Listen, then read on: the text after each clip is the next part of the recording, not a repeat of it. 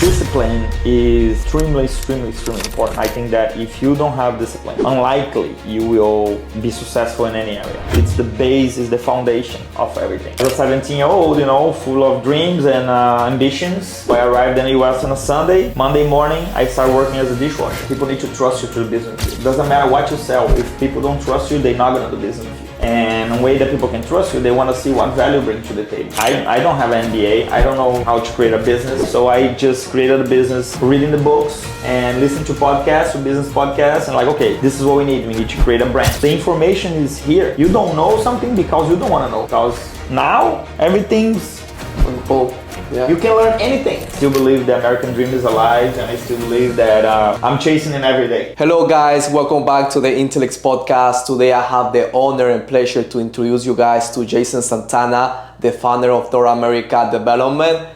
So it is a pleasure to have you for this episode. It's great to be here. I hope I can be very helpful and share whatever I can. Oh, thank you so much. And well, I think from the first time that we met, I was impressed by your journey. And more than anything by your immigrant journey. You're one of the few immigrants I have had on the podcast, so I'm happy to do that. So yeah, take me back from the beginning, where are you from, what country are you from, well, for the audience to know.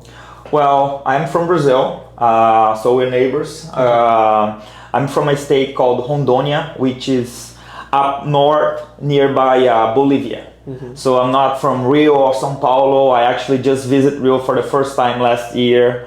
I moved to the US back in the year of 2000. I finished high school, and there wasn't a lot of options after high school for me. Our family didn't have a lot of financial means. So I had a couple uncles that they lived in the US. They still live here now. They live in Florida, and they told my mom, if there's not much for Jason down there, why doesn't he come to the US? And here I am. So you come here. How old were you? Just graduated? I finished high school. I was 17 years old. I was 17 when I moved to US, and I moved over first time out of the country, first time in the US. Literally, I moved to live with my uncles that they left Brazil. I was just a little kid, so I didn't know much of them. But it was a blessing. It was a privilege to be able to come here. No, it is. You came here chasing the American dream more than anything. Exactly. My goal when I moved to America was to buy a house and a pickup truck. That was your dream. That was my goal, because in my city, if you had a house and a pickup truck, you were rich. So my goal was to come to America, save enough money to buy a house and a pickup truck, and move back to Brazil. Oh, wow. So when you arrived to this country, how's the transition, obviously, from being, was it a hard transition at that time, coming to your uncle's places in Florida? What was kind of the first couple of years in the country like? Well, actually, they live in Florida now. They lived here in Boston when I moved. One of my uncles rented an apartment, a 3-bedroom apartment with 8 other people. So I was the 9th guy to move to the apartment. It was really tough. I was 17 years old. Still don't know anything about life. So moved in and just pretty much started working. Everybody that I lived with had 2 jobs. So I had to get 2 jobs as well. So I arrived in the US on a Sunday. Monday morning, I started working as a dishwasher. Wow. On a restaurant that my uncle used to be the sous chef. So pretty much, hit the ground running, let's put it that way. And as a 17-year-old, full of dreams and ambitions. So I started working as a dishwasher. Then, get another job. So I worked day and night, like everybody here. I had to work day and night. And that's how I kind of started my life in America, my life in America. And challenging, but today in hindsight, I look back and I'm very thankful, because that taught me a lot of lessons that I still carry to today. It's a pleasure to be an immigrant. It's an honor. It's great. America is a great country.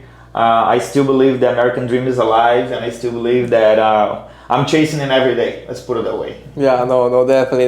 The American dream is real more than anything. Yes. And I think I have seen so many stories of so many immigrants that come to this country with nothing, and thanks to the opportunities, they are able to achieve their goals. But how grateful do you feel about having experienced that in the, like, you know, the coming here, being a dishwasher? Because it is like all the way to where you are currently is like, it's a crazy transition, you know, it's out of a movie.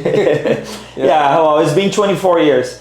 I think it's, you know, some people went to university and at the time I couldn't. So I feel like it was a different but similar experience. Yeah. You know, I had to learn things kind of hands-on. So not just the job, you know, how to work hard, and also how to save my money and how to make relationships and all that stuff. So for me, I think I even talked to my kids today. I'm like, look, you can pursue a university and you can go to college, but that doesn't mean it's the only path. You know, yeah. That's the great thing about this country is you can do anything you want, and if you hard work and have a little bit of luck, you might have a good experience. So just work. At the time we just worked a lot. 2 jobs every day, pretty much no days off, and just saving money to buy my house and my pickup truck. And with time, I kept progressing on my jobs. So I went from a dishwasher to a salad, from the salad to the grill, to the grill, and then eventually down the road, I became the chef in the restaurant. Wow. I had opportunities. I had people at the restaurant that trust me and believed on me and gave me the opportunities to go after. So that's kind of how it went, And okay, so you become a chef, at the restaurants in Florida. Where in your life do you first of all make the transition into the construction industry, or later on, obviously, of moving to the Boston area? Okay, so I went to Florida in 2005. I was here in Boston from 2000 to 2004, and then I went to Florida in 2005. That's when I left the restaurant, just because restaurant life, it's a lot of hard work, and most is nights and weekends. Yeah. And I didn't want to work at night and weekends anymore. So I used to make $20 an hour in the restaurants, and I left to go work on a painting company for $9 an hour.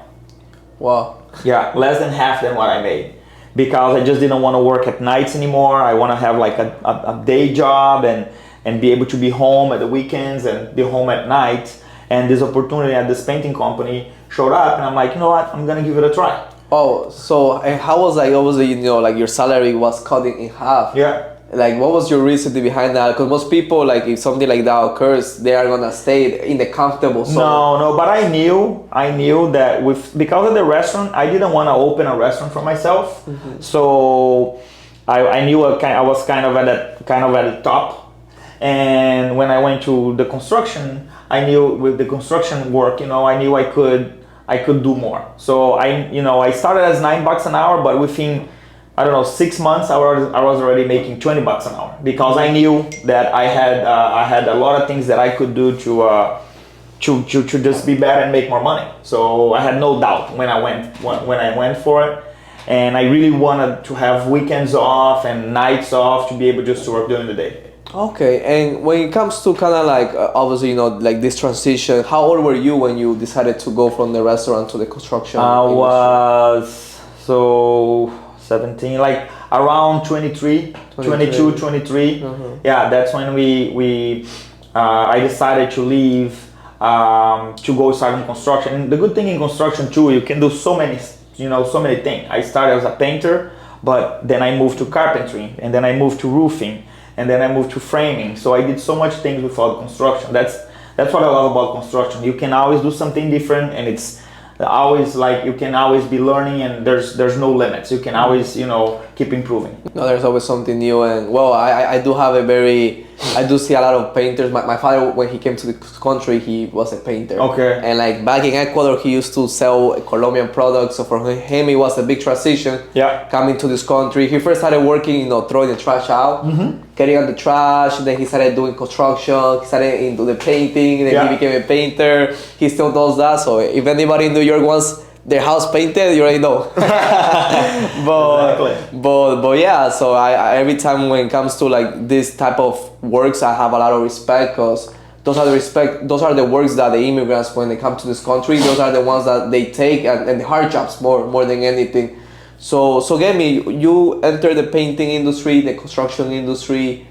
How do you end up to this day? Like, take me step by step about like your journey. So like I said, in 2000, end of 2004, I moved to Florida because of the Hurricane Katrina happened, and there was a lot of work, and I had some friends that lived in Florida, and I was talking to them, and they're like, Jason, there's a lot of work here. Why don't you come here? There's a lot of ways to prosperity. So I moved to Florida, and on the Pensacola area, so it's Northwest Florida, and I just started working. I got there, and I just start knocking on job sites and asking people if they're looking for people to work.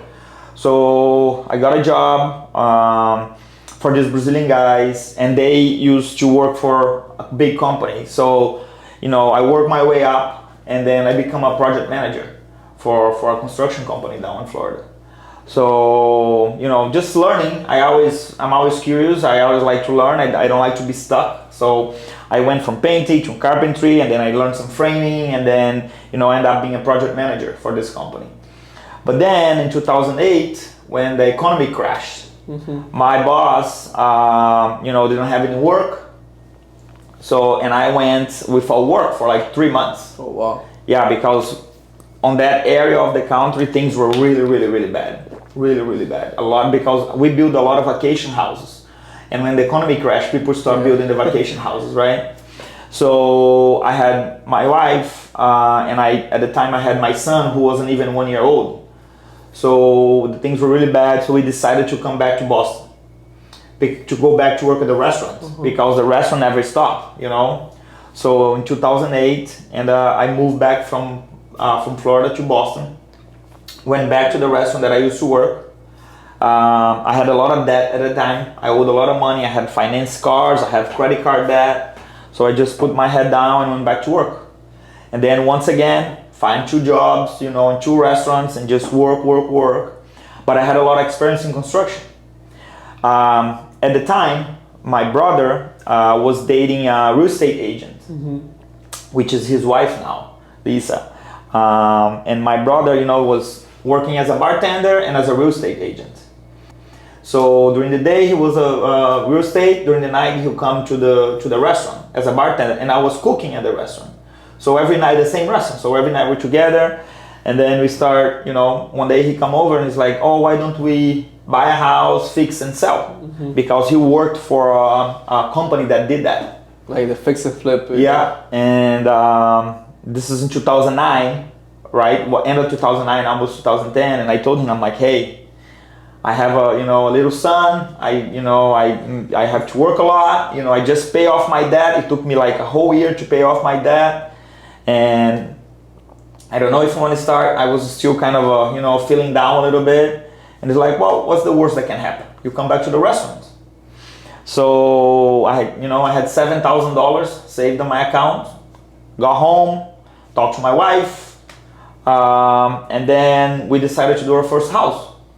Back then the houses were much cheaper. This is over 13, 14 years ago. It was much easier to buy a house. My brother had more money than I did.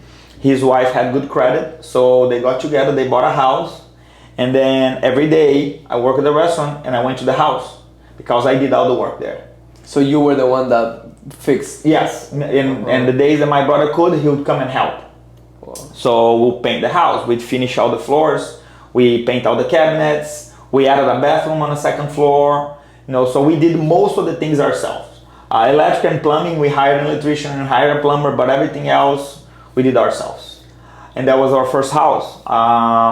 So we did this house. It took us about 4 to 5 months, and while my brother was living in the house, him and his girlfriend at the time moved to the house. They were not married yet, and they were living in the house, and I was working in the restaurant during the day and fixing the house during the night. So that's how we started. Wow! Like, that was a lot of stuff to like that you put into, and like for everybody seeing this, like you can see that everything is possible. Like everything is possible, and going with that, like obviously in a sense you did hit like a rock bottom when you lost everything and you came here and you had a kid and a wife. What do you think was like what made you keep going? Because most people at that time, they just give up, They're like, hey, let me just go back. Like, they don't know what to do. I thought about 2007, 2008 was really bad for me. I made a lot of mistakes financially, meaning, I didn't have savings accounts. I didn't, I put all my money, it was week to week. Like, all my money I spend every week that I work, because here, you work a week, Friday you get paid. So you're like, oh, just work another week. Yeah. So when I went unemployed, so that's kind of my fault. I had to learn that lesson. And I thought about quitting every day. It was really hard. I was married. My son was not even 1 year old. So I leave the house every day, 5 in the morning. I got back home every day, 11:30 at midnight. I had was working pretty much 6-7 days a week. So I think that for me, since there was not a lot of options, I just worked. And that helped me, because if I was gonna sit at home and feel sorry about myself, I don't know what had become of me. So I was very thankful that I just put my head down and worked. So I didn't have time to think because I was at work every day. So it was just like work until you get out of that. And also I've had my brother, who's gigantic help. He gave me very good books at the time, and then I used to take the train to go to work, so I would always be reading a book. And the first book he gave me was about financial stability. So I've learned how to start saving money, pay off my debt and all that stuff. And I start reading other books about personal growth, about business. Until today, I read 1 book a month. Wow. And all the books that I read are about growth and business and how to be a better father and all that stuff. So that helps me. So while I'm driving, I'm listening to books or listening to podcasts, and that was definitely something that had a great impact on my life, because that didn't let me think about bad things. So even today, I was driving here, I was listening to a book about communication, how to be a better communicator. So that was a very important lesson that I kept with me. Wow. I think that's great. And something about obviously doing your first home is that you already had the skill sets. So what do you recommend, like, because there's many young entrepreneurs that want to start a business or start in a specific area, but they don't have the skill sets already there. Yeah. So what are your thoughts about that? Do you think it's just better for them to go work, learn the skill set? Work from somebody. I think I'm very, very confident of that. I think if you want to do something, go work on that. I mean, read, definitely learn. If you can read books about it, if you can, but also being there in the field, learning helps a lot. Like if you want to open a business, let's say you want to open a daycare, go work for daycare. Work there 1 year, because then you're going to learn, you're going to see everything. If you want to open a painting company, go work for a painting company. If you want to be a landscaper, go work there. You work there a year, you're going to learn more than anything else, because you're there every day. Yeah. So I think that obviously, going to school and having that information is great. If you can add that to experience, definitely it's gonna put you much further than everybody else. No, definitely. And that's something is that even if you lose everything right now, you still have all the skill sets. You already know everything. So it's easier for you to, in a sense, start something or focus on something new, because you already have the skill set. like for example about the restaurant, you already knew how to cook, you already knew the restaurant industry, so it was easier. So I think it's of a very importance of having those skill sets already with you, because you can lose money, you can lose monetary stuff, but your skill sets, once you gain them, nobody can take it. And also one thing that I'm still working to today is networking. I think that people can open many doors, or can show you many steps or many ways that you don't know in your own way. So working on relationships is definitely another thing that helped me a lot, and still helping me and us as a business, is getting good quality relationships, because that definitely improves, someone always knows somebody else. So if you're a good networker, if you provide good value, most likely you're gonna have more opportunities than other people. And that's one of the things that I also try to teach. No, don't try. That's another thing that I teach my kids is likability. You have to be likable. People need to want to do business with you, because at the end of the day, people need to trust you to do business with you. Doesn't matter what you sell. If people don't trust you, they're not going to do business with you. And a way that people can trust you, they want to see what value you bring to the table. And you have to be likable. I mean, you don't have to make everybody happy, but you have to be likable. If you're in a bad mood or don't treat people well, nobody want to bring business to you. So I think that, you combine knowing the skill set with good networking, knowing people, definitely it's going to make your path much easier. Yeah, and people buy from people they like. Yeah. That's something my mentor will always tell me. It's so true. Yeah. So true in business. You gotta trust, and when with trust, if you like somebody, like how many times have you driven or go further or and paid more just because you like that person, they treat you different, they did something special to you. So, and I think we lost that for a period of time, but now I think now people are seeing that you have to provide something different. Like I have to provide something different. The projects that I do, if they don't have something different, something special, there's always another house, So there's always another place you can cut your hair. There's always another person that can clean your house. There's always another cook. There's always another restaurant. But when you go to a restaurant, you feel special. Yeah. It's not just the food has to be great, but you feel special, right? Like that's how I do it. Like if I go in a place and they treat me well, I go back there. Yeah. You want to be special. Everybody wants to be special. So I think that if we can learn how to do that in a way on our business, definitely, we'll be ahead. We're gonna be ahead of the competition. No, yeah, definitely. So going back to your journey, so you do your first house with your brother, and how did it go? I know obviously the first couple projects maybe are not the best. You're just learning. So how was like the first house and then the next couple projects? Yeah. So the first house we did, like I said, my brother and my sister-in-law moved there. Definitely don't recommend that, because you don't want to be doing construction when people live in a house. And I was working a lot, so it was very stressful. Very, very stressful. It was very difficult. Every day I was tired, but I just have to keep pushing. And I fought with my brother all the time because, you're always stressed out. Yeah. We didn't have any money, so it's also a big stress. However, when we finished the project, we made money. When we sold it, we made some money. And then we got that money and bought another house. And it was pretty much the same thing, but this time my brother did not move there. And then we're just, plowing through. And then we finished that house and we bought another house. We just kept doing the same thing. So, I was in a restaurant for almost 4 years while I was doing construction.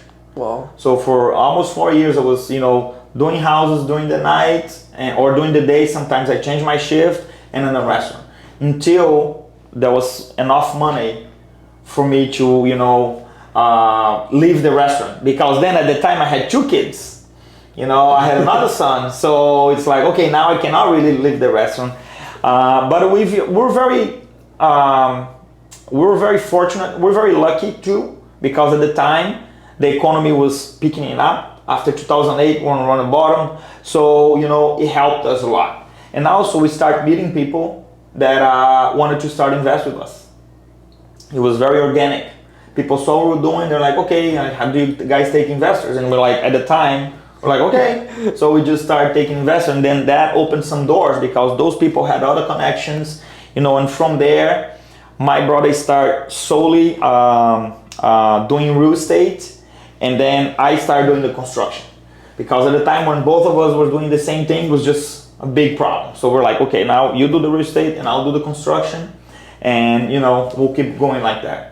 And we do 1 house, 2 house, 3 house, 4 house, and then when the momentum start going, when you gain some momentum, then things just get a little bit easier. Another thing that we definitely concentrated on was, let's create a business. I feel like that's a problem for somebody who doesn't have the education.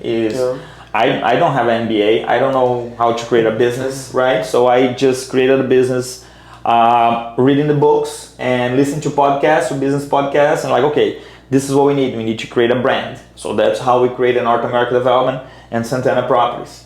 And then we need to have a team, and then we start hiring. And the most difficult part of a businessman or the entrepreneur is hiring. Yeah. It's the worst thing. Hiring and firing is what I hate. Right? That I prefer to go through everything else than have to fire somebody, and even hiring, because it's difficult. You never know, right? And you invest in that person, and the person leaves, which is okay. It's part of the game. Or you have problems, and you have to deal with problems. However, we really, really wanted to create a business. It's not me doing everything, because I can only do so much, and I'm not the best at everything. I'm good at some stuff. So now we start with a team, and we hire an architect, we hire project managers, and we hire office people, and then we just keep creating that momentum. We start making a little bit less money, but we're investing in a company. That was a very, very important step, and I think that definitely made a huge difference for us. Yeah, and I think because many of the construction companies, they scale up to a point where it's always like the founder doing everything. They do the bath, they go to the place, and I think that's so important about being able, like you said, build a business, and that's awesome to hear how that specific decision was the reason why you guys were able to scale up in a reason though. Yeah, I believe that there's many things that you can do, and I think that for us, we started having clear visions, and we hired business coach. I have business coach, I have a running coach, I have a personal trainer, I have a nutritionist. I'm all about people helping me. Yeah. So if I can identify a clear goal, for example, I want to run a marathon. Okay, how can I learn the most about running marathons? Or I want to, be a developer. How can I know the most about being a developer? Who can help me? Who can show me the way? Who has done that? I like to talk to people who has done for at least 10 years. Anybody that I'm gonna hire has to have done to help me, has done that for 10 years. So my running coach has been running for many, many, many years. Has run over 50 marathons. My personal trainer has been doing this his whole life. My nutritionist has been doing this his whole life. My business coach been doing that for over 10 years. Because they've been through all the cycles, and that was another thing that I learned reading a book.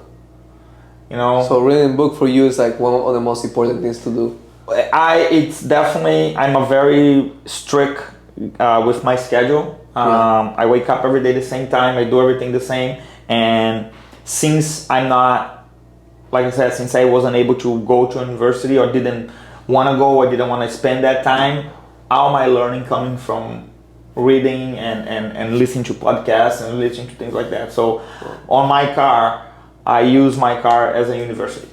So that's my university, is my car, because that's where when I'm on my car, I'm learning something, even about other stuff, even you're curious about something today, you just listen to a podcast, and there's 10 specialists talking about that. So it's the information is here. I tell my son, I'm like, you don't know something because you don't want to know, because now everything's on the phone. Yeah. You can learn anything On YouTube, everything's on YouTube. yeah. So you don't need to, and that's what I do. Like even with the, the economy right now, I'm not an economist, but I listen to economists podcasts so I can understand where we at, where we're heading, and I'm very curious too. So I like to be learning. I like to be interesting. Like when you talk to somebody who have things to talk about, different things, and learn different things. So I think that for me, it's definitely something that I like to do. So it helped me and help our company, to grow and to become, what we are today.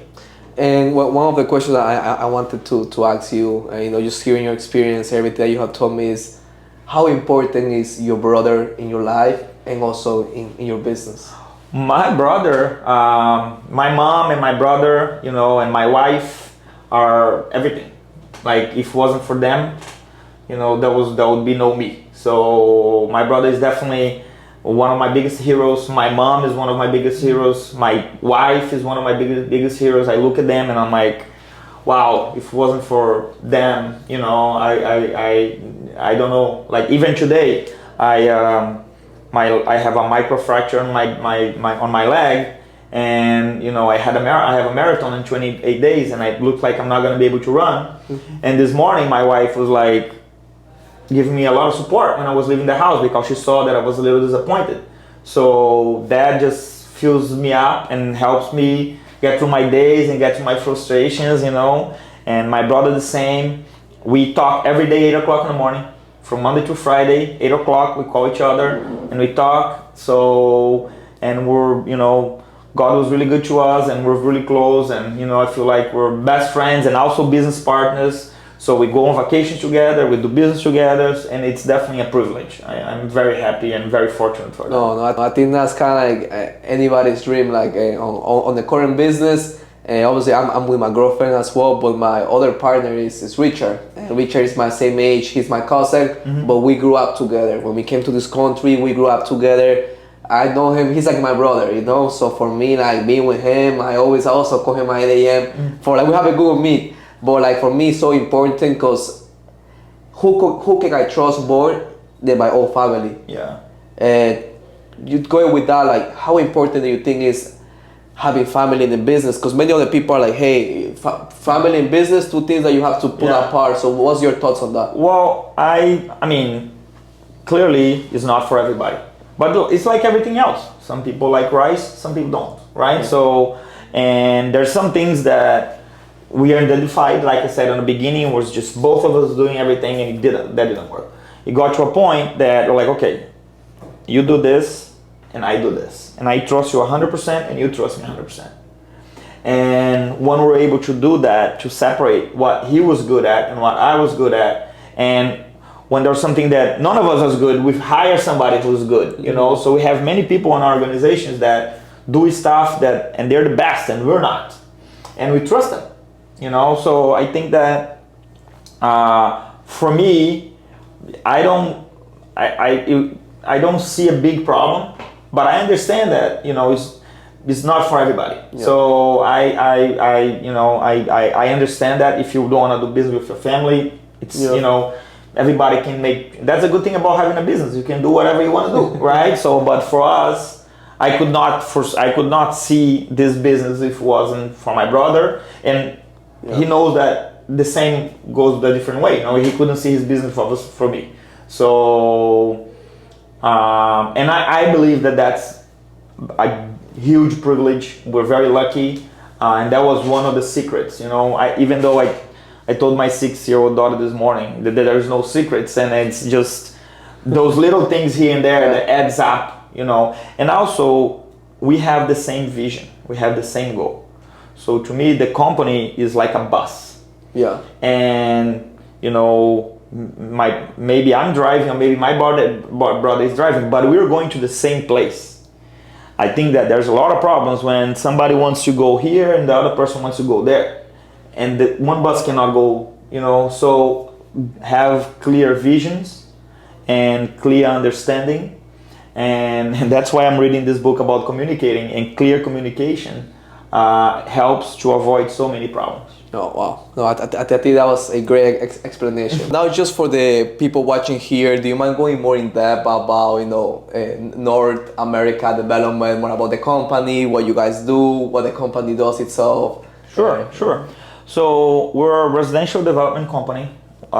Pretty much what we do is we buy houses. Most of the time, it's houses in really, really bad shape, either with structural problem, mold, or literally like distressed properties, houses that most of the normal buyers wouldn't want. We don't really buy nice houses. We buy the houses that are more likely on a bad shape, and we try to add the most value. Actually, we add the most value possible. We either do an addition, we either demolish the whole house and build a bigger property, bigger units, and we sell for profit. So there's not really a secret. I feel like it's a very simple business model. We buy, add value, sell. We're investment property. We're investment company that use construction as the tool. So we have investors that invest with us, and we buy a house, we fix, we sell, and then we share the profit. So that's pretty much how we do our business. Every year, we've been doing this for 13 years now. We started with that one little house back in 2009, 2010, and now we do anywhere from 20 to 30 units per year. Wow. We have a team, so it's not me. I'm just the face kind of it, but we have a team. Our team is phenomenal. We have project managers, we have office people. We do not have a lot of laborers. We don't have carpenters and plumber. Our business model, we decided to subcontract everything. Yeah, we don't have laborers, so we have management. So we're a construction management company. Pretty much that's what we do. We manage in construction. So you guys focus on what you guys know, and then when it comes to like the building, you guys already have those relationships with the subcontractors. Yes. Who is the best one for the windows? Exactly. We have a lot of relationships since we've been doing this for a long time. And that's go back to the relationships. Not just with an investor, but also with a plumber, also with somebody that sells windows. So relationships goes throughout, because it's much easier to do business when you get along with people, when people like you and you like them, right? And that's definitely a core principle that we have. Is we're very relational. We want to have the best relationship with our subcontractors, because construction is very stressful. Very stressful. Anybody has done any construction, that how stressful it can be. So, and dealing with somebody that you don't like, then it's even worse. So we try to do business with the people that we like, and our goal is for our subcontractors to grow. Mm-hmm. Like that's very important for us, that they can grow with us, because we understand that we need them to grow so we can grow. It's the same thing that I need to grow so my team can grow, and vice versa. My team needs to grow, not just to make more money, but also just to grow as persons, just to grow as individuals, as husbands, as brothers, as everything that we grow in life. So that's something that we work pretty consistent at, growth, but not just for more money. Sometimes for less stress, because sometimes it's okay to make a little bit less money, but also has less stress, So that's definitely something that we keep in mind here. No, yeah, definitely. And business is a stress. And the other day, I always like to say, if you can manage stress, you can handle stress in a good way. That kind of, in a sense, shows that you're gonna be a good businessman. Yeah. Because everything is stress. Everything is stress. You never know how things goes. And like talking about your company itself, what was like the hardest part, you think? What was at the beginning, or what was like the hardest decision you had to make? I believe that for us. Yes, the beginning is always a struggle, and it's hard because you don't know what you're doing. Mm-hmm. So, but I think that, like I said previously, like hiring and firing is the hardest part for me. So that is something that until today, it's a challenge. So and it's just growing as a business, it's gonna happen. You know, there's people that are gonna leave, and there's people that are gonna stay, and there's people that want to stay, and there are people that don't want to stay. So I feel like managing the people within the company is definitely the hardest part as the business, because if your team is good, it's easier to go through any other stress. But if you have stress outside of the company and then stress inside of the company, then it's makes life miserable, you know. And obviously, you know, I'm in the world of staffing, of like hiring, firing, you know, about talent. What's your thoughts in micromanaging? Is that something that you think is the kind of like something that must happen on your employees, or what's your perspective? I am completely against. I actually, I am to the opposite. I manage very little. That's why for us, having clear goals, clear vision, and having somebody on the team that's going to the same direction that you're going, then they can make the decisions that they know is the best for the company. So everybody that's here with us on our company can make any decisions. They most likely they don't have to call me, because they know exactly what I'm going to say. So when they call me, they're like, "Hey Jason, you know, this is happening and I think this is what you want to do." And I'm like, "Sure." And then, you know what I'm saying? So, I mean, it takes a while to get there, and there's definitely difficult and challenges, but the core is have clear visions, clear goals. Everybody knows what we do. Everybody knows how we do it and how we want to do it and where we want to get. And it's easier for our team to make decisions. So I don't micromanage at all. And because everybody in the company pretty much has a management position, they know what to do. So, and usually when they call me is because they need an opinion, because they have 2 or 3 different ways to do it.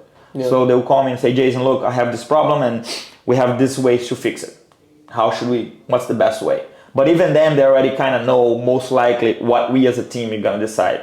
And also we have since we have a small team, we were able to have like team decisions. So when somebody's having hard time, it's not just me that they're gonna reach out. They might reach out to the other team members and be like, "Look, I'm having a hard time here. What do you think is the best way to do it? How we should move forward?" So, you know, that is definitely a big important. Even if you're a business with 1 employee or with 1,000 employees, I mean, it's only 12 of us, so we're a small company.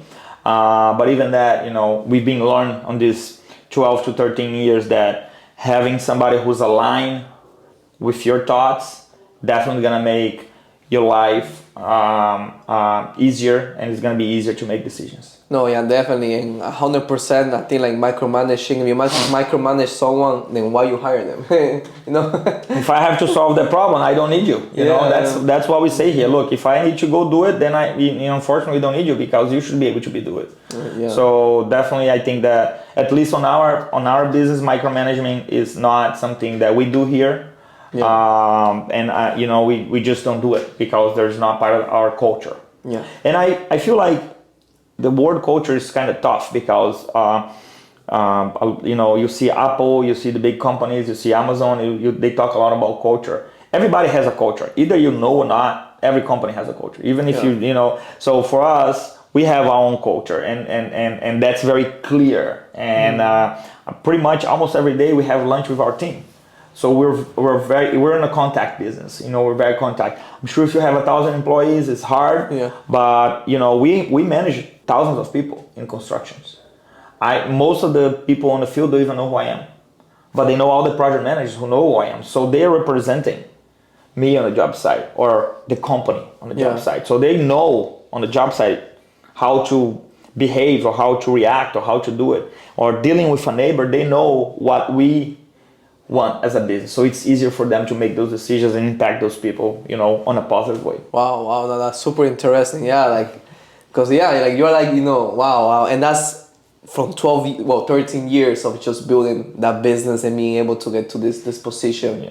And it's about delegating and elevating. I always like saying that. yes, you know, like I said, a lot of people don't know that I am the owner of the company. I go to a job site and they ask who I am. And I like that, because to me, I want them to be empowered. I want the team to be empowered. Everybody that works here has power to make decisions, and I know that their decisions is gonna be for what they think is the best for the company. So my job is just to make sure that they know what is best for the company. Yeah. As long as they know that, they should be able to make the decisions. Wow. And also, I encourage everybody.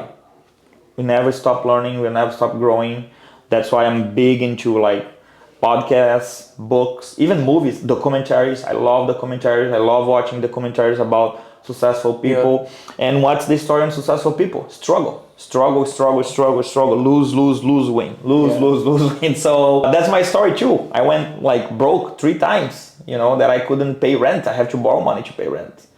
So, and with those lessons, I've learned here, and then just gonna pile it up, No, 100%. And no, I think that was so on the dot, and in a sense, it's a blessing in disguise. Cause like even like for my own story, I'm 23. I'm very young. I'm a very young entrepreneur. But me, like coming from an immigrant household, 1 room, 6 of us, and then getting a scholarship to Babson and not having money in university, that pushed me to be entrepreneur. And like I learned so much. Those skill sets that I learned of me waking up, being disciplined, it came from the struggle. Like you said, you work in 2 jobs.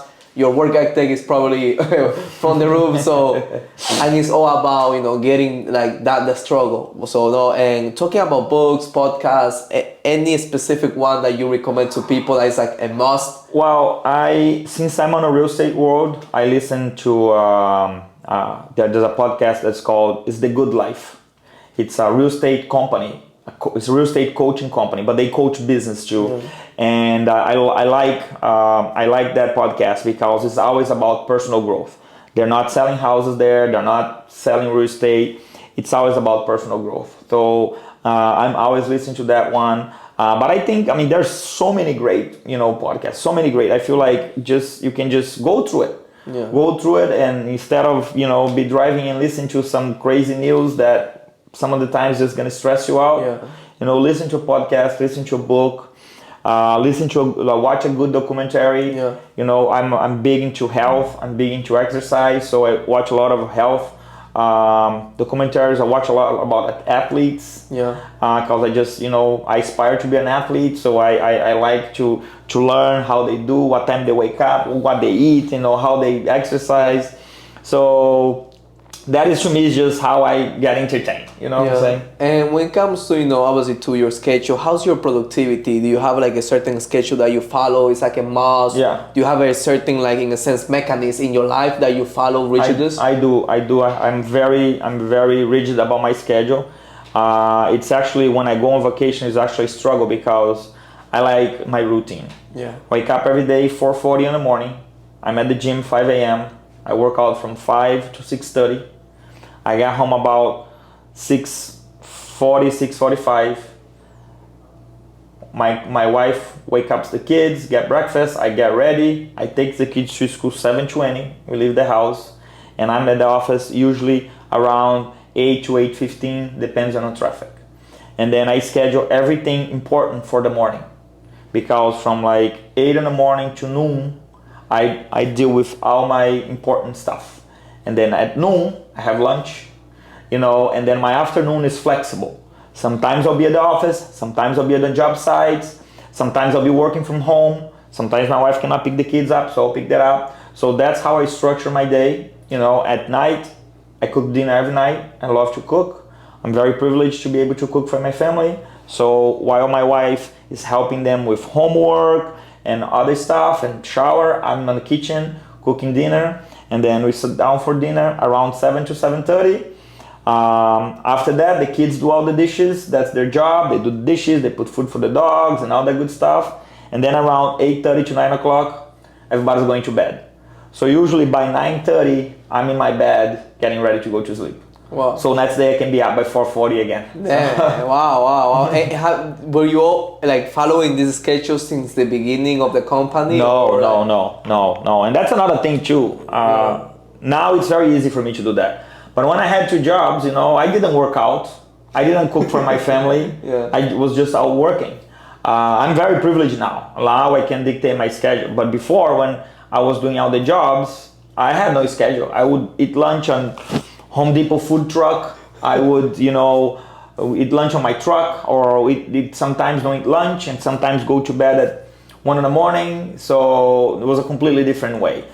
However, that was another thing about, successful people that I read is, they have a schedule. So their body can get used to. So that's why I started building my schedule. I mean, it took me years to get to the point that I am right now. But now I'm very strict about it. My alarm goes off in the morning, and I do everything, that way, just because at this point I found out that that's the best that I can produce. Wow, that's super interesting. Yeah, because I know many entrepreneurs at the beginning of their career, they have no schedule, they just work. Yes. And then once everything, start delegating, hiring people, they are, once they are more years into experience, they can kind of shape their lives into what they want. Yes. And talking about, health, I know you're, very big into health, you run around marathons. How important it is in your life, and why do you do it? Because, you have a lot of time. In a sense, you are in a position where you can choose all other things that are not as painful. Well, right now I think a lot about longevity, not on a term of I want to live into 100 years old.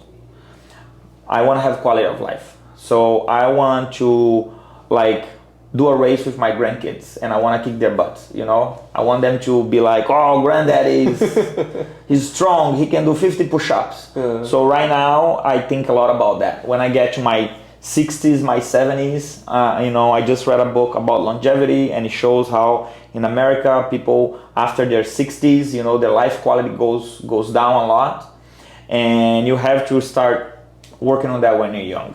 So I'm 41 years old right now, and my goal is to, by the time I'm 60 and 70, be running marathons.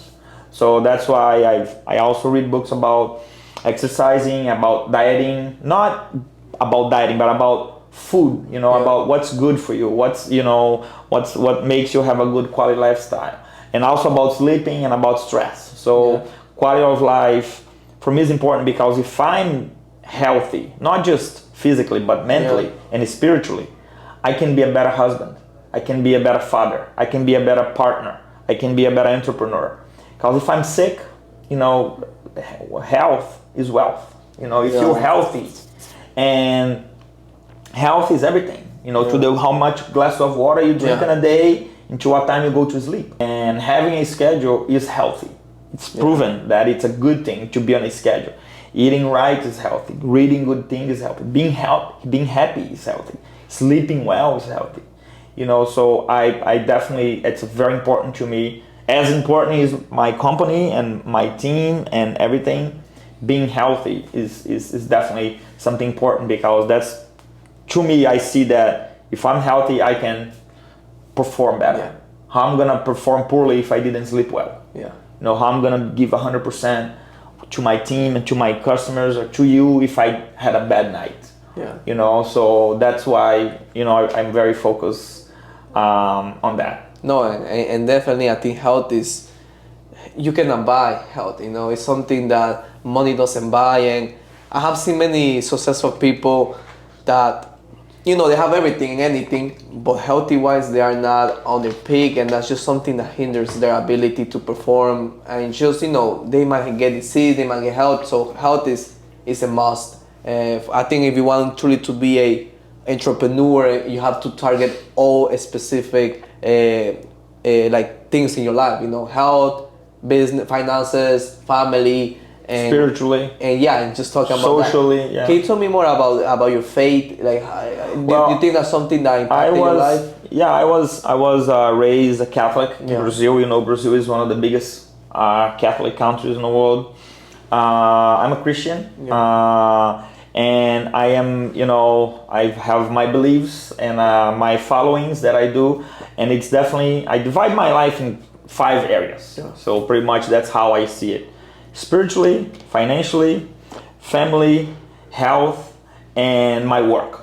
Because you can love your job and don't make any money. That's why I separate. So if you can love your job and make money, that's great.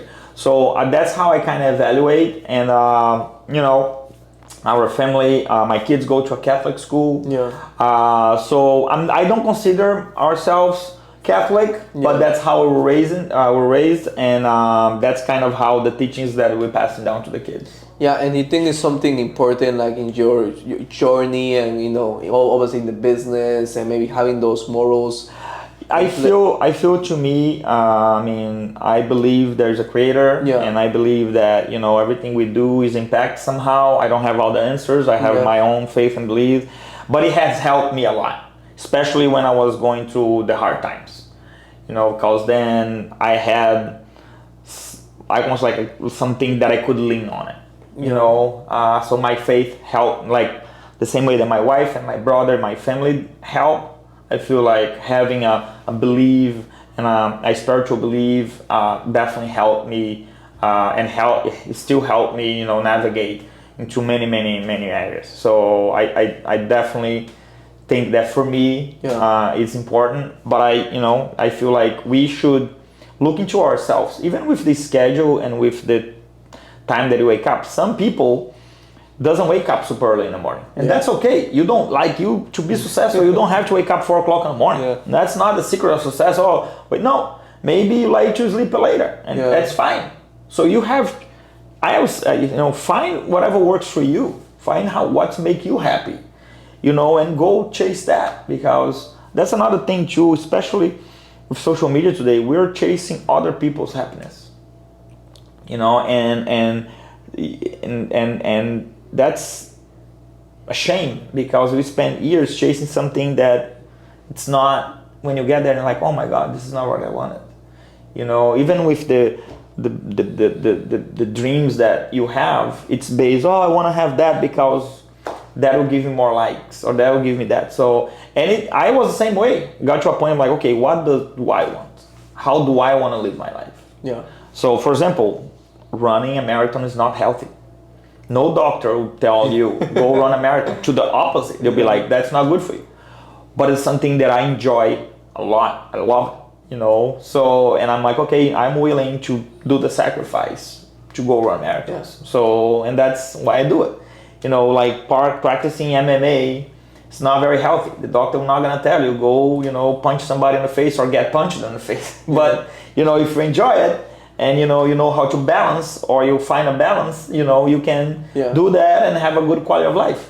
Yeah, and like those sports are more than anything, it's good for the mind, because your mind, you obviously, you know, running marathons or like fighting is something that your mind doesn't want to do it, but you still do it. And I think that's where the beauty is, in doing things that you don't want to do.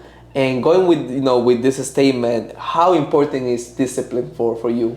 Discipline is extremely important. I think that if you don't have discipline, unlikely you will be successful in any area, because unless you win the lottery, you know, and then but even that, if you don't have discipline, you're gonna be a big problem.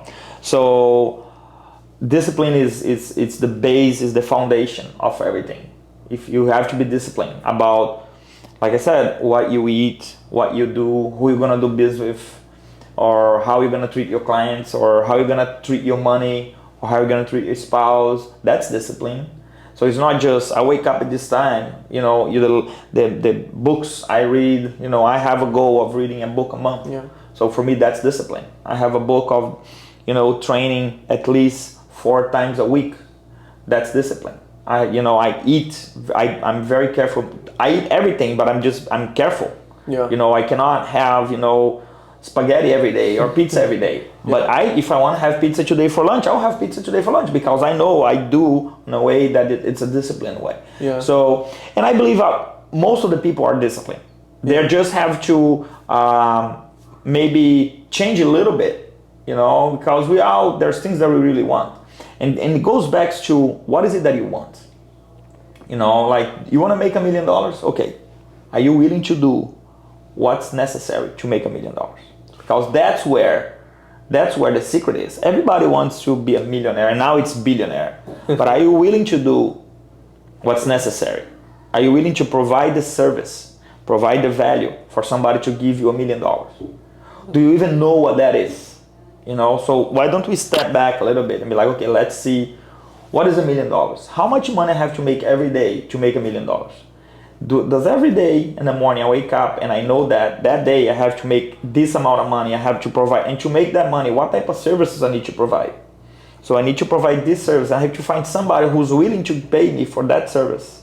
Yeah. What am I doing different than my competition is doing? What am I bringing to the table that somebody's not? Am I doing the extra? You know, I'm a big fan of Cristiano Ronaldo. Yeah. And big fan because he's a freaking machine, Yeah. right? And he gave one interview, or I read somewhere that he said, if you're giving 100%, that's what people pay for. You want to make it more? Give 110%. Give 150%, right? I pay all my people to give me 100%. So when people say, oh, I do 100%, that's what you get paid for. The day that I do 80%, do I come to him like you owe me 20% of the money I gave it to you? No. Yeah. So you want to make more, Do more. do more. But not just do it because you want something, like, because once you find what you want, what's your goal, you're going to do it because you want that, right? Yeah. You're going to go the extra mile. You're going to make the extra call. You're going to do the extra visit. You're going to go, you're not going to have that coffee, or you are going to have that coffee. You're not going to, you're going to mold yourself. I have my goals very clear. Like I have, sometimes it's even written on my bathroom mirror. I have pictures of things that I want because those help me. Maybe people don't do that, but for example, if I want to watch a specific watch, I take a picture, I put it on my screen, and I see how much it is, and I see how much money I need to save. Or if I want to take my family to vacation, like I'm very privileged. We go on a vacation. Like, okay, this vacation is gonna cost me this much.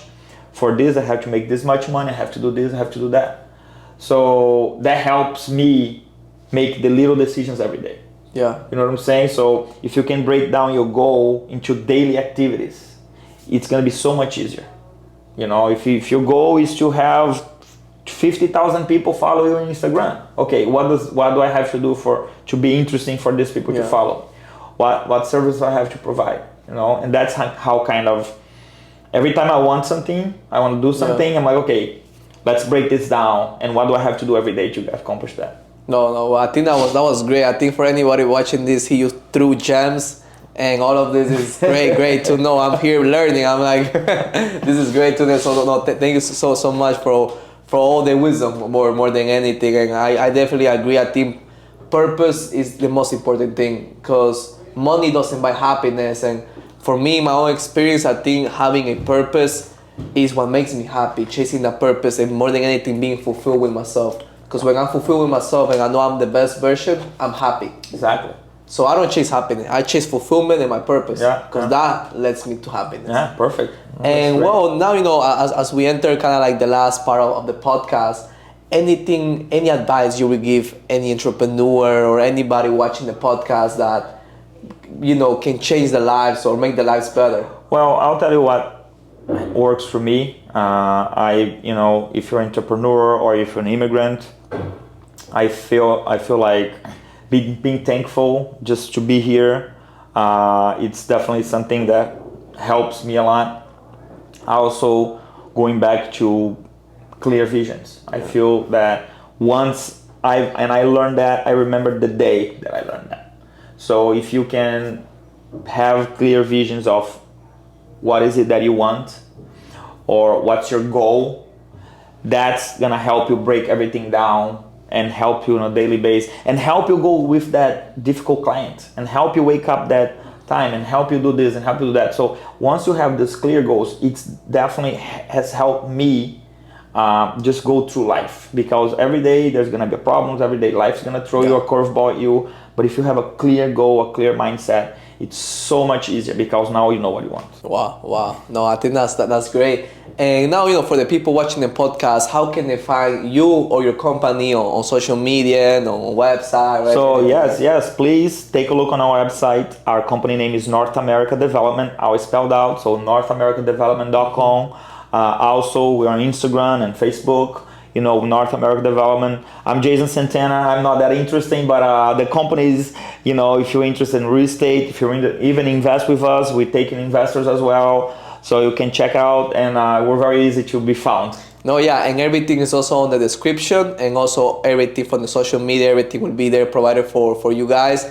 And just one last thing before we end. How does it feel to go from being a dishwasher to owning a successful company? It feels great. It's definitely a blessing. I'm very thankful. Every day I come here, I come to this office, I look around sometimes when I'm here myself and I'm like, oh my God, we're very lucky, very successful, very thankful. I'm even better because I can provide for my family. Now my mom lives here in the US. We bought her a house.